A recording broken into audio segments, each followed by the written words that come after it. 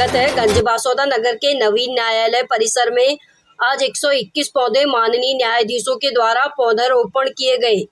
माननीय मध्य प्रदेश राज्य विधिक सेवा प्राधिकरण जबलपुर से प्राप्त निर्देश के अनुपालन अभियान के अंतर्गत पर्यावरण को संरक्षित करने के उद्देश्य से विश्व पर्यावरण दिवस मनाया गया।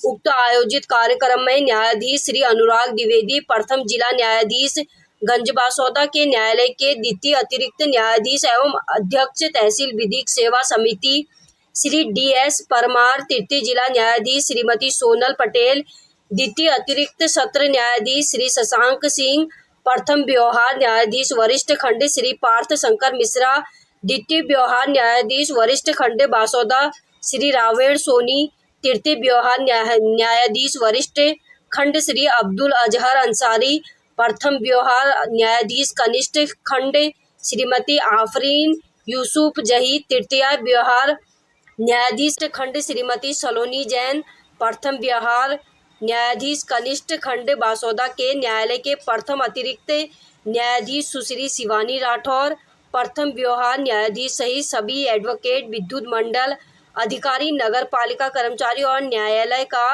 पूरा स्टाफ मौजूद रहा। गंजबासौदा से जिला ब्यूरो संजीव शर्मा की रिपोर्ट।